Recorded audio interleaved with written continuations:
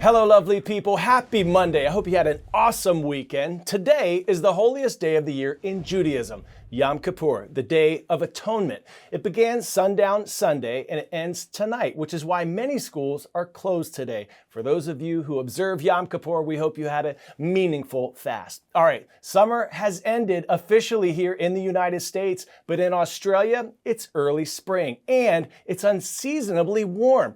Australia's Bureau of Meteorology announced the arrival of El Nino, a natural weather pattern that tends to bring hot and dry conditions to the country.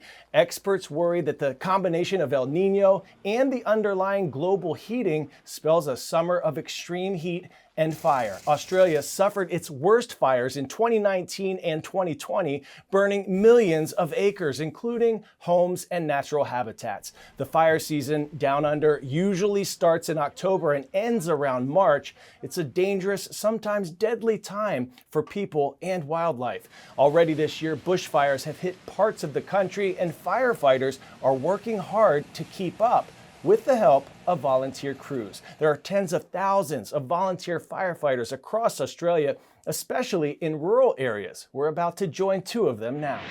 When I tell people I'm a firefighter, I actually get a lot of mixed reactions. Oh, you do all that for free? What makes you do that? It really does spark a lot of curiosity in people. Australia battles some of the largest and hottest wildfires on the planet. The fire season in Australia typically runs from October until the end of March, when temperatures are at their highest. Most of the firefighting is conducted by the Rural Fire Service, a volunteer force separate to state emergency services. The New South Wales Rural Fire Service has more than 70,000 members. We were founded in 1939 by local farmers and local residents that needed a firefighting service in the area, and it was a bunch of guys with old trucks or trailers. Now we're sitting here in a $1 million plus facility with these trucks that are basically a multi-tool. We do flood work in this, we do fires, car accidents, house fires. Well, coming into a family of a long line of firefighters, I believe there is that little bit of pressure. I can remember when I first told my father-in-law that I had joined, the first thing he said to me was, as long as you can operate a pump, you'll be fine.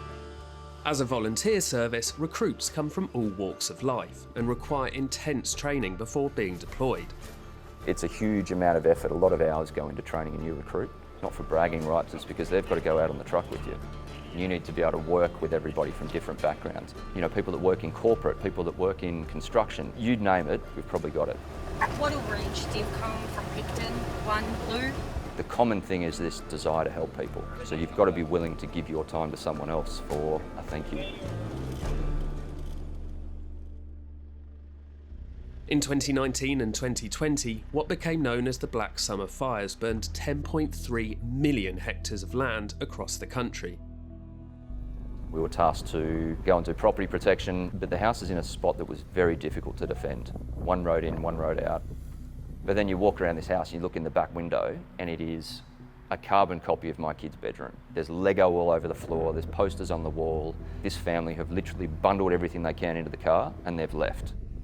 They don't know that there's someone there to look after their house, but you staying there and maybe, putting in that extra time and that extra work is going to be the reason they have a house to come back to. The deadly fires claimed 33 lives, including 9 firefighters. More than 3,000 homes were destroyed. The house Andrew and his crew protected was one of 14,000 saved in New South Wales. 10-second trivia. Which industry is behind at least 232 million tons of emissions that warm our planet every year? Oil and gas, transportation, plastic, or tourism? The plastic industry is your answer here, and it's responsible for the same amount of emissions on average as 50 million cars, according to the EPA. All right, if you clicked into CNN 10 last week, you'll remember it was a big week for the United Nations. The General Assembly held its annual summit in New York. And while they were in the city, world leaders also gathered for a one-day conference about the climate crisis, the Climate Ambition Summit. Sweltering temperatures spawning disease, and thousands fleeing in fear as historic fires rage. This is UN Secretary General Antonio Guterres. He kicked off the conference with a special, sobering speech.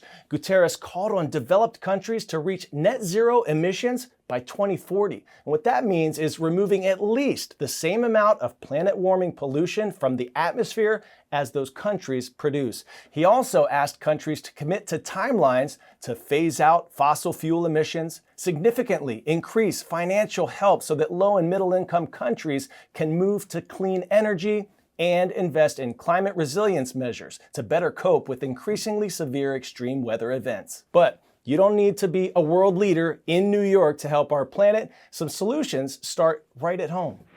Reduce, reuse, recycle. Recycling is important. Reduce, reuse, recycle. These 3 green habits have been part of our daily lives since the 1970s. Recycle. We do. The power is yours. But it seems like many of us are still confused by one of these elements. A report from one NGO says more than half of household recyclables end up in the trash. Think you know the rules pretty well? What about this piece of cardboard? Nope. This finished jam jar? Wrong again. This greasy pizza box? Yes and no. This one's tricky. Some local authorities accept this for recycling, but others don't because they count grease as food contamination. So it's not as simple as you might think. All these items are made from materials that can be recycled, but there's a few golden rules to remember. If an item has food residue on it, then it can't go into the recycling. Rinse it first. It's the same for mixed materials like sticky tape on cardboard. You should remove it before you recycle.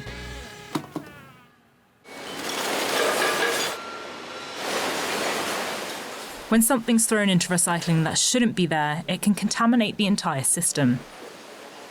This recycling plant in East London sorts more than 400 tonnes of waste a day. Contamination is where, in the dry mix recycling, there are things that should just not be in there, like food waste, for instance, electrical equipment. Food waste will just contaminate the other materials in the recycling, the paper and the cardboard, and make it useless. But the other items, they can obviously just cause blockages within the complex machinery. Luckily, there's a couple of handy tips to help you make the right decisions. The first is the scrunch test for things like crisp packets or wrapping paper, which are often mixed with other materials. If you crush it in your hand and it stays scrunched, it's probably recyclable. If it starts to open, it probably needs to go in the trash.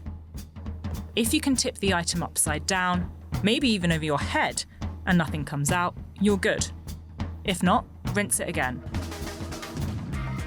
With so many symbols, rules and regulations that not only differ country to country but region to region, it's not surprising that we often get confused. There's a lot of confusion about recycling because our industry is constantly changing.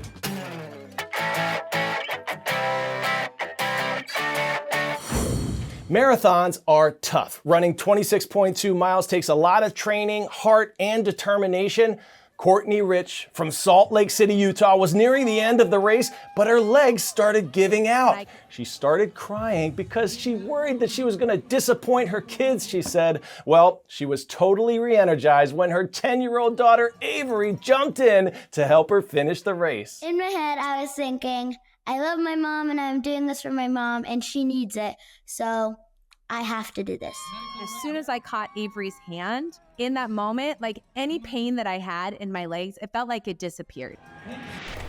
My goodness. Poet and playwright Johann Wolfgang von Goethe once said, "Magic is believing in yourself, and if you can make that happen, you can make anything happen." Well, sometimes we just need someone else to believe in us too. And you know what? I believe in all of you. Today's shout out goes to the Bearcats, Mr. Bingham's class at Burlingame Junior High in Burlingame, Kansas. Rise up. I'm Coy Wire, and we are CNN 10.